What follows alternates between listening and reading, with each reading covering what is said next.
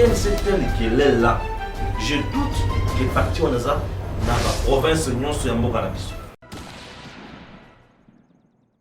Non, ça l'a fait faire l'INC. L'unique parti aux Akako, on a fait fief na Kinshasa, on a tous à des attaques de presse.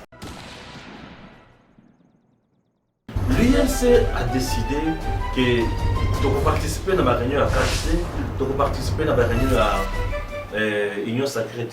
C'est bien de dire comme ça, mais les conséquences, c'est incapable d'appliquer en gros. Et nous, pour l'INC, que nos ministres, au gouvernement pour le compte de l'INC, va démissionner Bazonga. Kamer lui-même au début, il y a un mandat ensemble avec le président de l'INC. Disait que Bissot doit diriger autrement. Nous allons lutter contre la corruption, nous allons lutter contre l'enrichissement illicite, la gabegie financière. Mais il a été attrapé, mis dans le sac. Donc il accepte. INC, Kamer et Bazaba na Kabila. Et le système, il y a Kabila, le système, il y a gabegie financière, il y avait intimidation, il y a pour ça l'annonce.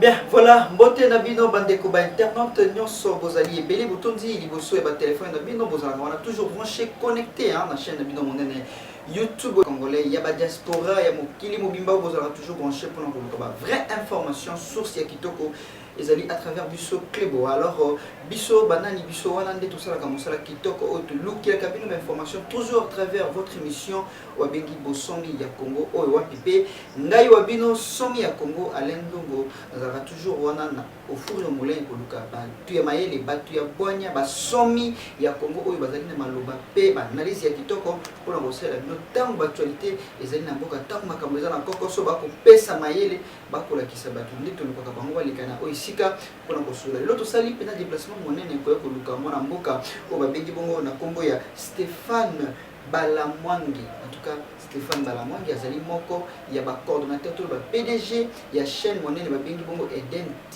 TV officiel. Donc voilà, il y a Zali PDG wana pe azali ko coordonner musala monene kasi azali pe analyste monene oyo wa pesengi la biso ko solo na batu ya bongo pona ko joa makambo oza ko lekana mboka to ko brosser na actualité pour to ko lobela makambo etali bongo verdict ya mona mboka Vital Kamerhe lo lengeli makambo zali ko kende to ko solo pe makambo ba sénateur ba ko bata matote to ko bango ma sujet zali ebeli kasi to ko développer tout au long il y a émission biso de PCP cameraman na biso mbota zali mulai leke makasi comme tu as dit mangai kasi to kozaye na mwata moke kasi tika to pesa mbote na invité na biso ya lelo mwana mboka Stéphane Balamwangi mbote na mwana mboka Mbote ndeko. en tout cas bonne santé na yo personnellement et santé République démocratique du Congo pour ne pas dire pays à entreprise na santé nanga personnellement eza bien nzambe aza monene azosunga aosala ke tozala à l'aise tozokende liboso eloko santé ya musala eza kitoko makasi puisque Otikolobaki nazali responsable numéro 1 il y a chaîne P sur YouTube Edem TV officiel. Alors Edem TV officiel se comporte aussi bien les alliés les qui a Clébo ezali chaîne moko pour nalanda ka mwa mingi nalanda Clébo mwa mingi pe na ebi yango mwa kala. Alors Clébo eza moko ya ba chaîne oyo pesa biso pe makasi pe courage ya kosala mosala aujourd'hui on est là tout ça mosala na biso santé en mboka sur le plan sécuritaire et zo zala malamu ezo ya pourquoi parce que bazo boma lisusu mingi te mokonzi ya mboka Félix Tshisekedi azali kosala mosala oyo longo bani to ali komona ki makambo azali kotambola kitoko santé ya mboka sur le plan ya justice na sur le plan ya gestion ya misolo ya mboka ezali na moko koso po ete miyibi bakangami na kati ya Sénat bango na bango bazosala COP na bango balingi te moko na bango akangama na justice na banzi ke tokokota na muzindo ya maimanso wana na kati ya émission oyo toza wana mpona kosala toujours analyse na mboka na biso. Merci, vous allez comprendre que c'est l'ambiance na YouTube biso bongo nde biso bongo photo solo là biso bongo photo seka poto koluka bosomi ya Congo ezala makambutu et ezala malama alors to pesipe ba mbote na ba partenaire na biso to lingaka mingi pe tozo kopesa respect en tout cas champion mopanga le bourgmestre ya commune ya Mongafula. Merci pour na ba conseil ya makasi pesa kanga donc en tout cas merci na yo. Alors moi na mboka to kota pena na vif ya masolo na biso kolobaki en tout cas mokolo oyo verdict ya moi na mboka Vital Kamerhe après appel basalaki et bimi alors que beaucoup s'attendaient à yoka ki ezala pena quittement total surtout ba union donc union en fait INC bazali kozela penza acquittement total ya mwana mboka to éviter na magie ni kokaki kosalema mais au moins l'essentiel était fait comme on a que 20 ans il y a condamnation et qui dit 13 ans mais bango bazali kaka satisfait le lendemain tozalaki na terrain tout le monde qui le lengeli bazali pour moi esprit chauffé ya koluka kozobika no ba descente salema mais après on a comme l'intention qui est sans succès le vendredi ndenge ba pesa qui paye mon ordre na bango et en même temps to ba qui s'appelle na au sein même ya INC ba point de vue na bango ça un peu départagé yo kolobani. Merci bato basambisa ki likambo ya Vital Kamerhe bazali banzuzi bazali bato na kati na bango mususu bazali ba professeur bato bayebi makambo très bien ya mibeko bazali bato oyo bayake naki koyekola mibeko te en même temps bazali bato oyo bayebi musala na bango malamu na dossier 100 jours na koluka na kota na mozindo te mais tolokaka to évoluer na programme na dossier wana. Vital Kamerhe était condamné au premier degré à 20 ans de prison avec d'autres condamnations. Deuxième degré, à sali appel, qui est ici na 13. Oui. Quand il est na 13, il y a un prison. Il y a peine tellement makasi mingi ici. Comportement, il y a un parti politique là. Vital Kamerhe a un parti politique. Le parti politique est allé famille politique à Vital Kamerhe. Et famille politique, tout comme famille biologique, jamais côté kala ko sepela. Mwana na bango akangama azana na tort azana raison. Famille biologique tout comme famille politique et côté kala jamais koloba mwana na bango akangama azana na tort azana raison ba kondimati. Ça c'est d'abord ce qui est normal. Et famille politique, la famille politique qui est l'UNC va réagir, va lever bango va ça la marche, va respecter l'état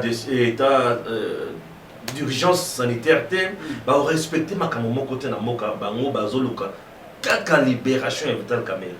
Ils ont fait ce que nous appelons la pression politique. C'est juste une pression politique. Bango moko ba yebi ki ko aboutir na loko moko te. Mais du moins basala pour exister. Parce que ceux qui basali bongo te ba ko exister te. Parce que l'INC tel qu'il est là, je doute que parti on a na ba province nyonso ya mboka na biso. C'est juste un parti politique aux Alamoukais. Na Est, fief na bango ya kosakanate, ah on a chassé les fief ya INC quand même. Non, ah chassé les fief ya INC. L'unique parti aux Akaka, on a mon fief na Kishasa, nga on a tous à Kizaka IDPS. Le reste c'est na mon akaba ba la mitina. On le reste ça va la mitina. Kolo makamoni ça na Kishasa Kizaka IDPS. C'est l'UDPS c'est l'unique parti où il peut ça mot d'ordre ya marche na Kishasa et si mi ko les cartons sont c'est l'unique parti oyo et loba les deux villes mortes bato ba vandi la bandako c'est l'unique parti où il bougeait Kabila na ndenge nyonso ils ont le peur ils ont le fils bref l'UNC a décidé que tu participer à la réunion à KHT tu participer à la réunion à Union Sacrée. C'est bien de dire comme ça mais les conséquences sont incapables d'appliquer yango parce que et nous on a osé na l'UNC que nos ministres pour au gouvernement pour le compte de l'INC va démissionner bazonga. Est-ce que c'est facile? Ah, le coup les facilité, il y a un baquet dans le locuta.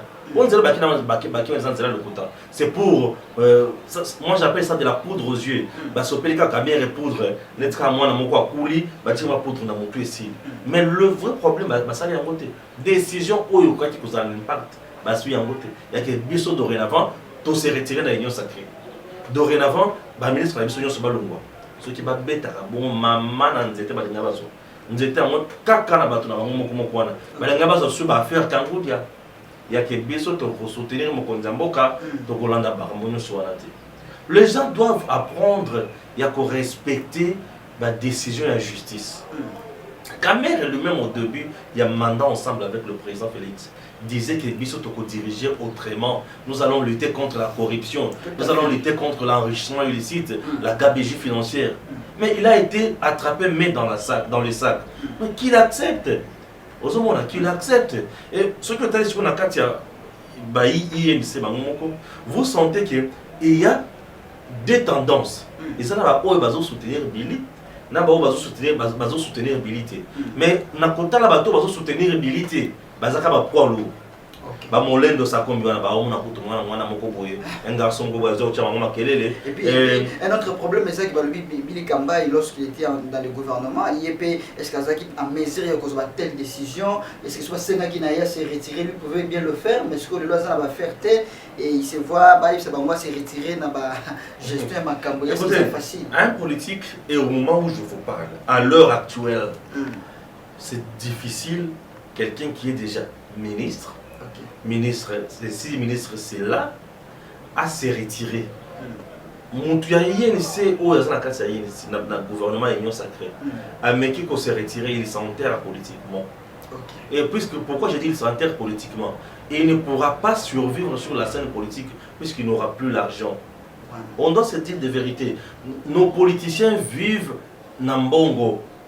Nos politiciens sans l'argent et de deux élections dans le Canabiso, plus l'argent.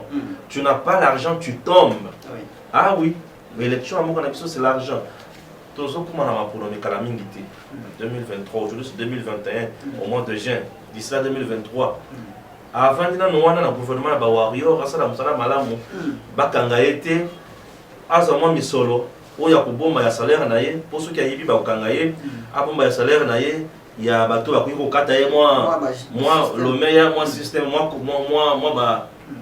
mission de service moi tu es qu'à côté de la langue à bon ça venir dans politique pour la élection yo que nous le banaye que longwa à kosalate et le que soit il faut pas comprendre Kamer tout en étant en prison sous sanction non sous condamnation il y a 20 ans to combien temps à mettre en place Union sacrée, Kamer ne s'était pas opposé à l'Union sacrée pour dire que Ngaï ce qui est Bolimbimi, c'est Ngaïté, n'a pas l'Union sacrée. Lui-même avait accepté. Et à côté de Balamoko. À côté de Balamoko. Et en plus de cela, tant à côté de Balamoko, à Tsukiwanate, à Pessinaliste Naye, Batunaye, à l'Inglaterre de la ministre. Billy Kambale, c'est un jeune qui veut parler de lui, qui veut qu'on parle de lui. Qui veut aussi marquer son époque. C'est un gars au caméra Yemoko à Tchaki, on a une pression. Est-ce que vous estimez qu'avant de prendre une telle décision, c'est concerté qui était entre on a pas lourd, poids lourd, on a tout. C'est concerté. Pour ce qui va se concerter, dans la base de la résultat, ils se sont contredits. Ils se sont contredits à la place publique. Donc vous notez qu'il y a eu échec total pour le vendredi. Non mais est-ce que d'abord la population malonga wa kolanda yen c'est namoko. Et puis la peine n'est pas seulement pour l'INC, c'était pour Bana Congo. Bana Congo ni bakoya. Bana Congo wa bakoya. Bana Congo wa bakoya. Est-ce que caméra ça motonza? Caméra ça motonza. Caméra mariage caméra ça na mboko un fonctionnaire de l'état ko sala. A cause de la capacité de mariage au caméra ça. Fonctionnaire de l'état oyo a sombi le pan en France, a sombi émaire de la France. Azana Moko, fonctionnaire de l'État, où il y a papa dans l'administration, il y a fonction publique. Azana Moko, ça c'est moqué du peuple congolais. Bazate, mon tour à roulement dans la Nakonae, n'a qu'à marcher, ceux qui ne marchent pas, on a ceux qui ne marchent pas, Kamere, Bakangir. Non, il n'est pas là. Bateau bazon marché, ce sont des fanatiques qui a Kamere. Bateau va parti politique. Ngaï n'a pas respecté point de vue dans Bango. Puisque Azamouana n'a Bango politique. Il ne faut pas manifester ras-le-bol la bango. Mais le peuple congolais ne peut pas oser. Puisque, si au monde, il y a des gens qui ont des sources pour les gens. Non, le peuple congolais va botoler ndak. Il y a des conditions où il y a des militaires qui vivent dans le monde. Moi, je suis militaire. Non, je vais vivre dans des conditions inhumaines. Quand on a un modèle de ndako d'abord ya manzanza maman lali na kuna papa lali na kuna mwana père lali na kuna et bon sur ba kuna ba 4 heures mon peuple bi makana libo vraiment et polluer ndako étant les polluer ndako nani akolo wala ko o mona mama yo libumu na za mabe mimi ukutumula te ozomona wana papa kuna zolo ba gizengi ozomona mokosala te yo ko ina note mais dis-moi baza mal à l'aise vraiment ba condition ya modèle wana est-ce que ça na mwana militaire na mboka oyo ya kokende kosakana na dollar oyo ya caméra zo mesurer dollar ya peuple congolais azo somba le pango alobi na tcheka na kombo na ye mwana mboka to tuna mituna penza est-ce que niveau ya folie oyo koma kiti na niveau wana est-ce que ba penser ki te ki na sima nyonso o justice pe existera ke ba ko pe ko tia miss ko landela na éviter bato bakoma ba sentiment ko sala biloko ya bongo za non ni bazalaki na penser oyo biseka bauta INC caméra bazaba na Kabila le système ya Kabila le système ya gabegie financière il y avait intimidation pour ça l'annonce c'est une première dans notre pays un directeur du chef de l'État il y a cabinet a que la justice va interpeller bakangié et si on va interpeller Néhémie mais Néhémie là était cité dans beaucoup de choses nanya interpeller là vous le dites à son époque l'époque on a bango nanya interpeller le directeur de cabinet il était le tout puissant à l'obaka mingité ba tout ba Hollande ce qui a talio kaka olengi Néhémie atalinga bande on a salini ozomona mais aujourd'hui ba perception un bel exemple un directeur de cabinet certes mais devant la loi, tu es citoyen congolais. Au Yibi, on t'arrête. Bazala qui n'a pas séqué dans la moto. Dimakite qui Félix a porté pour ça là et loco. Les gens ne croyaient pas en Félix. Moi, je disais aux gens que Félix a dit un jour, on a plateau à télé 50 face à Jean-Marie Kassamba, que son père mentor, Étienne Tshisekedi, il était capable à mesure, il y a pour matérialiser une chose, Étienne Tshisekedi. À la Kisaï. Or, quand on parle de Tshisekedi, le bien mal acquis. Alors, moi je sais qu'un jour, le président a dit, et puis ça passe même dans différentes chaînes de Busso, que même si aux amours, je pense qu'il intervient dans le Congo, même si aux amours, il y a un ayo, tout là, la tout faisant mais ceux qui ont ibi, justice, une intervention exacte. Et c'est ce qu'il a prouvé. Moi je pense que c'était un très bel exemple. Pour soutenir, on a problème. Alors moi, Stéphane Balamouangui, je voulais te poser une question. Est-ce que Ndenge Bandeko ya Nsusuba penser que non Kanga Mona Mboka Vital Kamel il va acharnement et c'est une façon il y a tarder pour que 2023 à la tête la course et ma merci beaucoup. En 2018, les gens ont Kanga Kamel na makasi qui yaka soutenir Félix. En 2018, Kamel était là. Félix n'a jamais été candidat à l'élection présidentielle, à part 2018.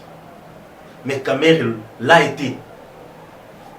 En 2011, Kamer était candidat président de la République, numéro 5. Kamer et Bachalangeur Bazaki Banane, Kabila, Étienne Tshisekedi Omolumba. Kamer était là. Et Kamer était 3e, avec 5% comme ça. Numéro 5, 5%. Kamer. Donc Kamer avait déjà une vision pour le Congo. Depuis 2011, Kamer avait déjà une vision. Et Azalaki libre. Toye Sikoyo, en 2018, Bakia a aventure à Genève, côté Martin Felafina, ko beta bango le Kwalikolo. Beti bango le Kwalikolo, Bazongi, Félix était seul, Kamer était seul.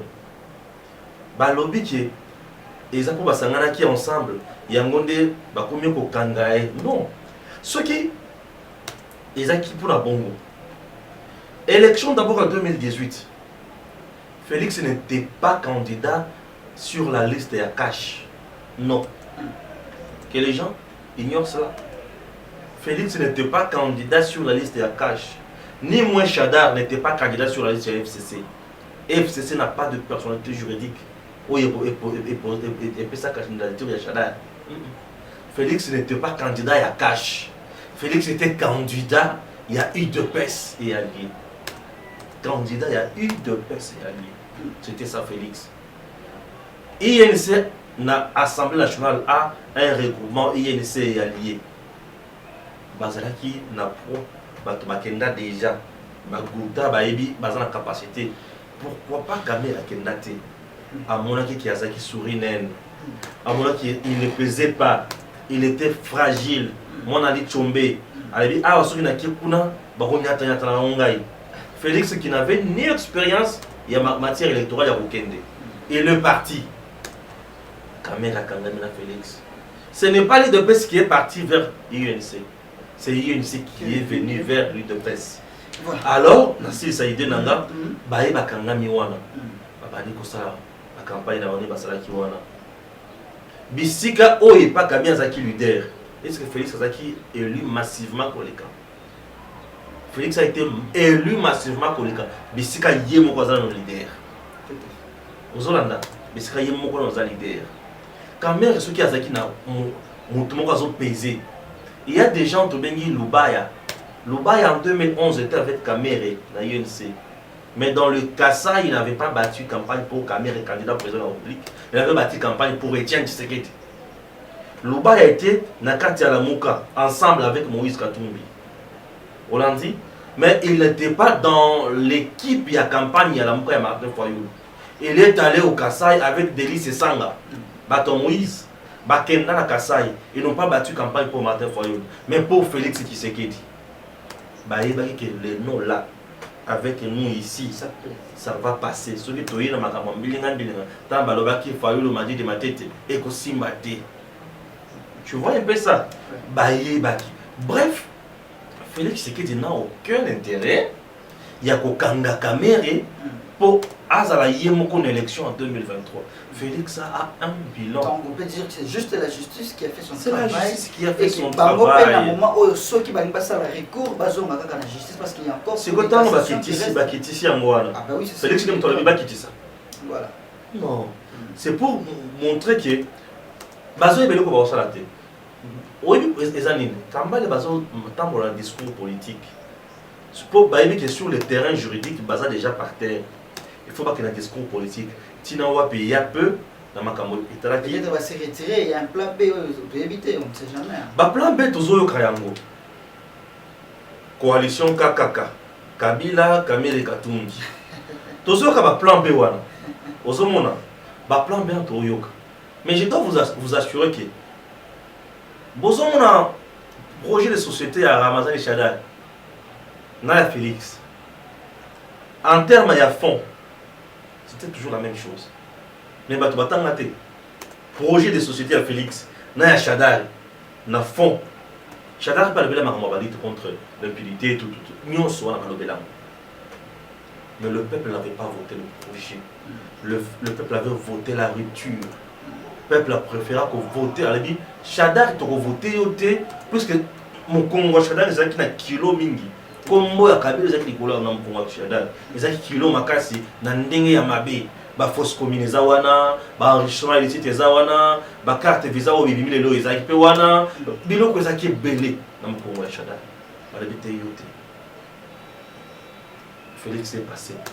Nous allons aller voir les bossos. Félix a un bilan ou une élection et ça n'a pas côté le manaïti. Les gens qui disent que Félix n'a pas de bilan, c'est trompe. Kaka wana basi ba dirigeant Katumbi mwana Kabila Kamere mwana Kabila bango nyonso wana Kabila vient na bango soki na mbula za mwana mukeme maestro na bango bien mandefu bien jikaka ayebi ko ndinga intimidaka bango akoya aolo batata bango na sa maneti wana siko bango bayi bakiti ozomona ayebi ndinga intimidaka bango donc tinenge za wana baza batunga ye Hollandi bazo se faire la santé financière. Bref, ata bakendengi wana face à Félix bakotomber. Félix vient de déboule. Na sala na bilan moké à Félix. Pour batomber ba osala ba lengi moko ya pam pam. Sur le plan diplomatique, notre pays était déjà isolé. Et Félix a redonné le sourire au Congo. Au Congo, je ne parle pas des Congolais, mais au Congo, le pays Congo. Félix a redoré l'image de la RDC. Aujourd'hui, la RDC est acceptée, soutenue sur le plan diplomatique. La RDC que vous voyez. Aujourd'hui, il y a des gens qui veulent venir en RDC investir. Ça, c'est sur le plan diplomatique. nous étions déjà à côté à cause il y a violation des droits de l'homme. Sur le plan, il y a la structure des droits de l'homme. Nous étions un pays inutile. Sous le régime de Joseph Kabila, un ministre sous sanction de la communauté internationale. Vous le savez bien. On a vu des dignitaires de notre pays. Bakangi Misolo Bango. Mais sous Félix Tshisekedi, Tozui Makambona, Bakangi Bilokote. Sous Félix Tshisekedi aujourd'hui, nous avons ce que nous appelons l'ANER. Aujourd'hui, s'il vous plaît, je parle. S'il vous plaît, c'est là la bête à Bilokopo. Oh, c'est là la bête. Sur le plan, il y a ANER. ANER aujourd'hui, est-ce que ça m'a torturé sur ANER? Oh, yo, yo, bazo torturer na ANER. Non, non, c'est là. Biloko se remettre à Mickey. Les lots bazo et l'autre. Et Namakamwa Félix Yaya, donc on a le manaton, tu n'as pas au monde qui n'a osé malobate. Parce que le monsieur jusqu'à présent, a ça n'a pas été. Non, mais c'est parce que côté. Aboina ça la bilan. On va arriver, il y aura toujours les temps. Il faut comprendre, pas toi la mouque. Non, je suis neutre, donc jusqu'à-là, on soutient ma vision et mon contemporain. Le bon, c'est que, est-ce que vous êtes vraiment d'avis na oza pour les cancers? D'abord, cette question. Mais tu as changé madame Moko. Ah bon, pas mal, je réponds quand même. C'est peut-être les patrons à l'émission. Je trouve que ton Kendewana ne peut pas des dialogues, on fait juste une émission. C'est ça le problème. Dans le bilan, dans le réalisation, je comprends, mais je t'informe ceci. Je n'ai aucune entrée dans l'IDPS. Moi, je n'ai aucune entrée dans l'IDPS. Et le Kwaliboso, non. Je ne suis pas neutre, je soutiens la RDC. Voilà. Je ne suis pas neutre, ma position est de soutenir la RDC. Et ça c'est de 1. De 2, je n'ai aucune entrée dans la présidence. Attends le gouvernement, tout à fait.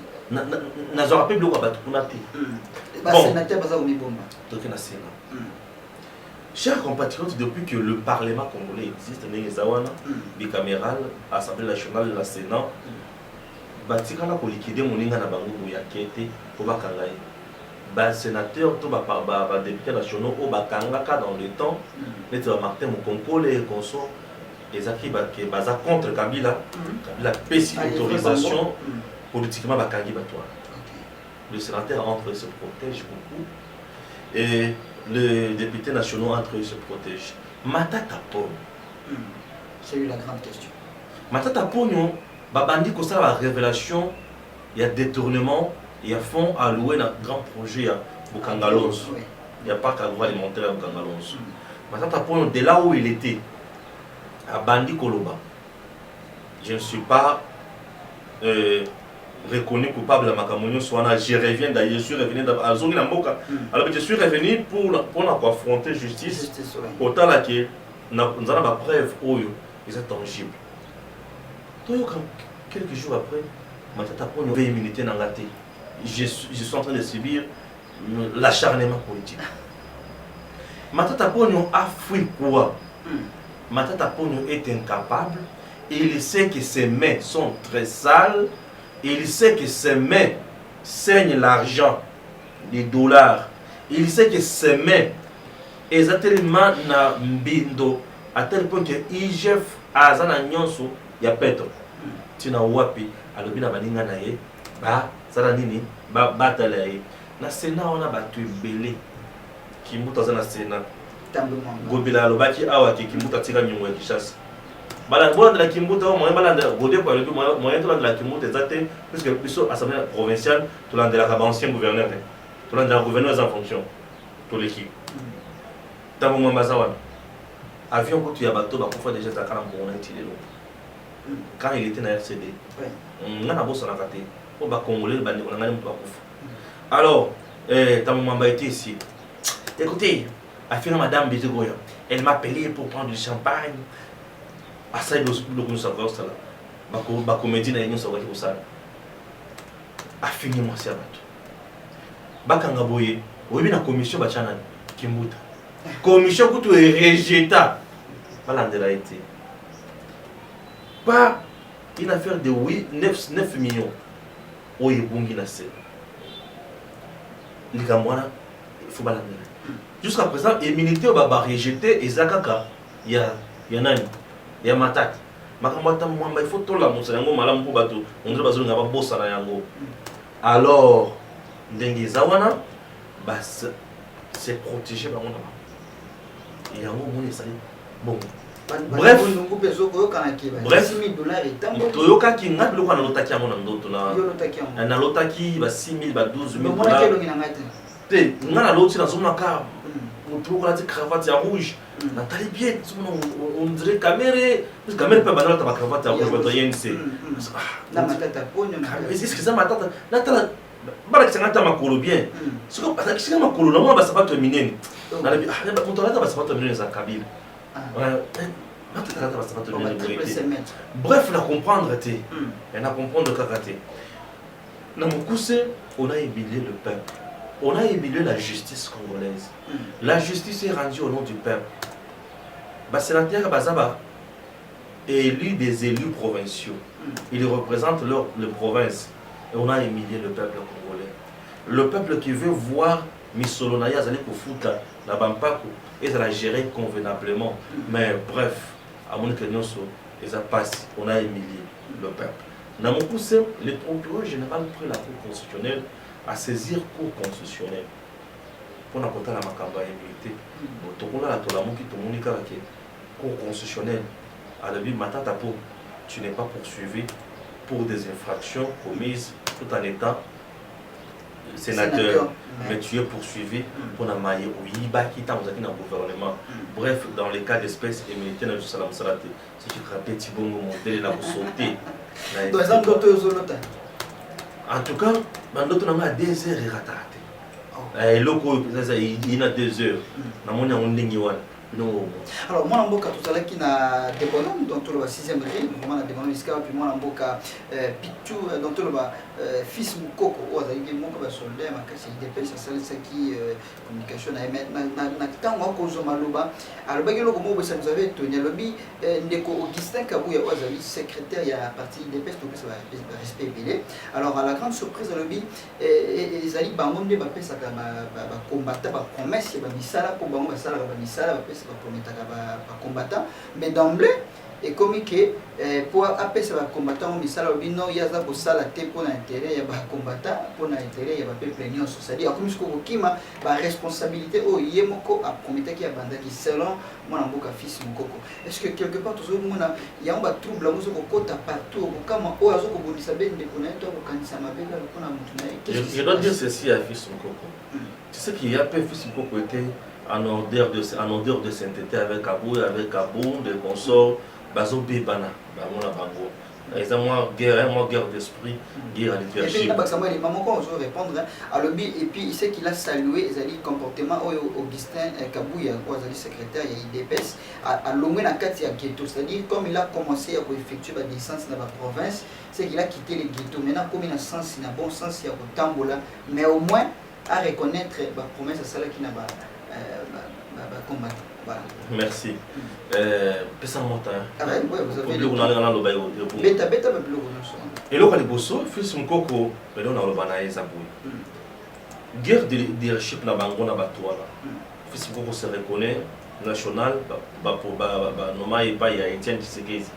La Kabund, la Kabouya, Baïbo, et Bazoya, bien que on se passe battre, Bazaka Bana, ou Etienne Tshisekedi, à Yeba qui fait les sous. Fils Mukoko, lorsqu'il a été Kabouya, à Lungwe, locaux à Komisikoyo, les Komatasikoyo, ailleurs, non. Moi, je dis que les Aïdobéliens, à la poste peut-être à ces pays, ça bateau, Bazo Landaye et consorts. Kabouya, au début, il y a mandat. Il fallait qu'il y ait la redynamisation à partir de Nengeni. Non, au début, il y a mandat. Le parti a milité. Et Bondi, c'est basé sur le pouvoir. Il faut d'abord qu'on vende ce pouvoir. Pour vendre ce pouvoir, c'est ma sur la redynamisation, il y a parti. Et il commence à faire la redynamisation du parti 2 ans presque après, pour avoir le pouvoir. Alors maintenant, à un discours où il y a coupé ça, on a adhérer à la parti, où les maquis, sous ma casse, et tu as le pouvoir, regarder ma camouflage tout ça. Pour montrer que ceux qui continuent à combattre, on peut faire encore mieux. Les combats où le parti est ça, certainement, vous avez le pouvoir. Mais le pouvoir, c'est pour travailler pour le peuple et travailler pour le pays. Les Cambodgiens est allé misala. Et il y a la différence entre militer et travailler. la différence entre militer et travailler. Un militant, on peut prendre tout le monde à cause de la combat. Ok? Puisque le combat, il y a un niveau, il y a un niveau de la diplomatie, il y a un niveau de la marche, il y a un niveau de la pression. Le combat, il y a un niveau, il y a un niveau. Mais le travail, il y a un niveau. Le travail, il y a un niveau, il y a un mérité, il y a un salaire. Ça, c'est le travail. Pourquoi? Puisque ils se sont battus, ils ont combattu le régime qui était en place pour estimer que le régime est basé une vision très grandiose à tel point que il faut le peuple d'abord, c'est stabiliser les sociales. Les sociales n'impliquent pas uniquement à manger. Dans les sociales, nous avons l'éducation. Nous avons l'armée aussi dans les sociales, puisque la sécurité des personnes et leurs biens, la sécurité de l'intégrité territoriale, c'est toujours dans les sociales. Les sociales, c'est bien payer les gens, c'est créer de l'emploi, c'est avoir des projets bancables, c'est exploiter nos ressources naturelles, c'est créer ce qui n'était pas. Les sociales, c'est lutter contre le réseau mafieux pour afin que le pays aille de l'avant. Les sociales, ça c'est ce qu'on appelle le peuple d'abord. C'est lutter contre les systèmes gabégie financière, pour lutter contre le réseau mafieux, il y a le Sénat, se protéger. Les sociales, c'est regarder les lois du pays. Est-ce que la loi est calquée sur les individus ou pour le bien-être du peuple congolais? Les sociales, c'est tout ça. Et les sociales là, ils ont résumé le peuple d'abord. Pour le peuple d'abord, le peuple va bombarder. Non. Pour bombarder, il faut s'en armer. Au Condimate, le peuple va tracasser dans la police. Il faut la police a sa condition et le peuple d'abord résume tout. Bref, l'UDPS gère par défi. Pourquoi je dis l'UDPS gère par défi? Non seulement par défi, mais il gère le pouvoir au moment où on appelle le pouvoir n'y sauter. Ils ont géré par défi et en même temps, ils ont le pouvoir de sauter. Puisque Bembaye là, Katumbi là, Kamere là, Bâton se Bazawana. Koto Bayi, Bakoto, Babenda Koto. Entre temps, président Félix Azawana. Ceux qui ont gagné, ceux qui c'est là, c'est qu'il y a eu de peste. Il suffisait un mot d'ordre, il y a eu de peste. C'est là, c'est au Balingui. Il suffisait un mot d'ordre, il y a eu de peste. L'Assemblée nationale, il y a eu majorité est allée en place, mais c'est une majorité fragile. C'est une majorité d'intérêt. Il y a égoïsme. Et ça, la majorité, il y a une majorité, il y a l'Assemblée nationale. Il y a beaucoup de chômage. Parce que très bien que le pays de Damoclès, il y a 4 dissoudre l'Assemblée nationale des Alaki.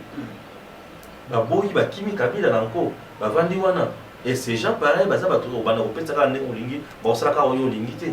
donc, il faut répondre à l'intérêt. Ou répondre.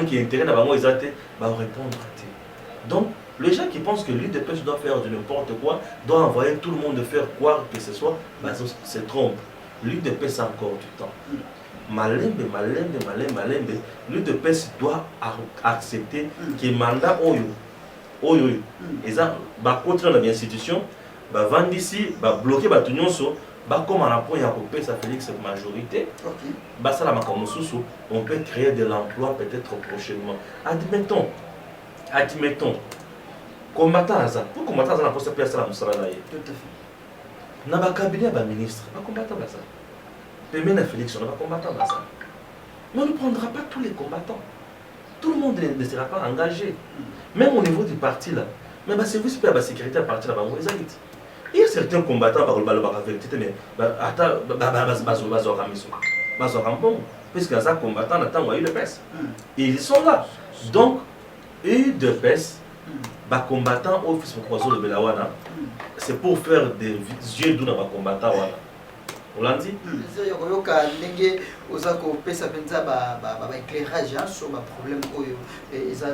Alors quelque part aussi, tu as vu qu'il y a pas longtemps, tu as inauguré en fait Nzela Oyozala qui on a Yori Museveni, président et pays voisin à Bissau, donc pour nous moi quoi la transaction entre deux pays, mais quelque part toujours pour craindre un peu l'insécurité toutefois il y a un côté à mon école on va côté wana est-ce qu'il y a côté là initiative mon côté moi quand je que garant ya institution papa ya libota asana ba vision malom mais est-ce que bato on pas dépendre bato quand on peut ça vraiment confiance là. Merci beaucoup. Écoutez. Batiens là le but c'est pour l'intérêt économique il y a deux pays. Tout à fait. C'est-à-dire que ceci. Bah homme d'affaires patron privé, et la public, et la entreprise, il y a la public, et la privée, il y a Ouganda, et puis il y a RDC, Kosoma. Il y a RDC, et il y a Ouganda, Kosoma. Bon, ceux qui bango, ils ont créé une insécurité dans la RDC. Là, le patron a vraiment temps de faire une insécurité dans la bango. Ceux qui ont un raisonnement ou wana de quoi vraiment c'était. Puisque tout en restant comme ça, sans rien faire, nous sommes infiltrés, il y a de l'insécurité. Peut-être, ceux qui ont bandé pour cette activité dans Bango Nabiso, ce qui tue, et Zali, tant que tu as yo moko, ça te crée de l'insécurité. Mais tant que tu as Kabola, Boruyo Kana, n'avenue, 5 mapango, Bambala la cancer, Bazomo na skumwana na yo.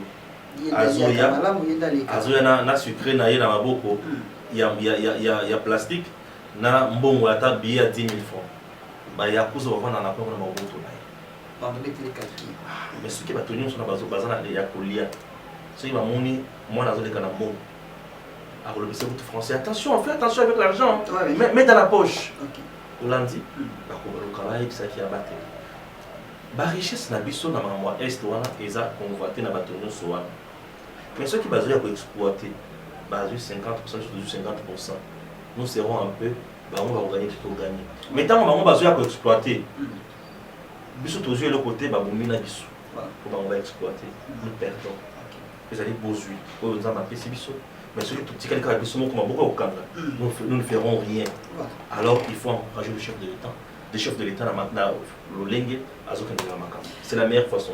Merci, moi en tout cas, toujours petit vers la fin. En tout cas, les c'est mon cas, c'est vous accompagner Malobanae dans ma vision au Mukonzamboka, son excellence Félix Antoine Tshisekedi Tshilombo Kozwa. C'est-à-dire c'est les garants de la nation, ils allaient yende le président de la République au Bisoto Yebi au Tuzali pe kotosa au Tuzali ko soutenir ma vision na yena kati ya mboka pe azali kotala mo butu mo ya kola la te bisika nyoso problème ezala na Goma na Beni bisika toza kokita pona koluka kotala population na yena ba kanyo zali ko komela bango. C'est ça les soucis. Alors moi na mboka j'aimerais vraiment une fois de plus au meka ko expliquer na ba congomani na ba diaspora bato nyonso ba ko douter na jusque là na état des droits parce que état des droits na mboka na biso ezali ko exister parce que lobby eleki to mona ki mon côté ya kotala ki ndenge ndeko uti koloba aba mona dignitaire moko boye batia maboko pona likambo pe oyo azali na moteur to mona ki ya moté ezalaki bisika ya boloko ezalaki ya yo ezalaki ya ngai ya yekuna. C'est-à-dire biso ba toto zali na passe ni tondé ko kota boloko er nyonso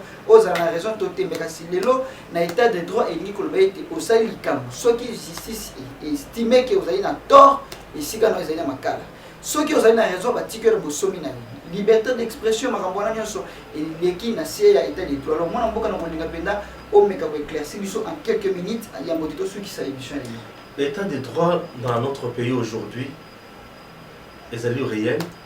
Puisque les intouchables d'hier, aujourd'hui, ils ont touché Bango, mais le que pèse à quoi ce zèque. Mais bien qu'on a mon cannabis sur les où il y a bien touchable d'hier, ça la kango pour protéger Bango Tinasuka. Il y a un moment ils ont pèse à quoi sur l'état des droits, mais l'état des droits existe à l'RTC maintenant. Alors bandeko to komi vraiment pratiquement na suka émission na biso na bolinga ete mwana mboka ya mouvement to kabona na ye définitivement a coupé cette mois le comment conseil na ba internet nyonso na bandeko nyonso ba congolais bisika nyonso bozomi to ko compatir na ba obaza ko kufa butu lokola moi na monyele ekolo tozana bino na mitema et puis to ko senga toujours na ba mapinga na biso ya mboka bolemba te bolemba te bosala bobundela ekolo parce que tozana bino ba prière le sambo ezana bino to ko fortifier bino bisika bozali bobundela mboka bandeko bo dénoncer bisika mabe ezali même awa na kati ya mboka. Moi je profite aussi de cette occasion ya ko remercier IGF na musala zali ko sala IGF ko lemba te oyo eza kosalema lelo tokomona yango mpenza ezali contrôle moko ya makasi, c'est-à-dire ndenge ozali koyeba kokangaka kozoba fiti nyonso continue kosala mosala na mpona kodécourage mutu nyonso monguna nyonso oyo alingi Congo te, parce que tolobi Congo oyo ezali na congolais moko te abota Congo, ezali na gouverneur moko te abota Congo, ezali na ministre moko te abota Congo, ezali pe na député moko te abota Congo, ni sénateur moko abota Congo. Congo ezali ya biso nyonso, Congo ezali ya bakoko na biso, Congo ezali héritage oyo tozwa yango na makila pe to ko bénéficier nango.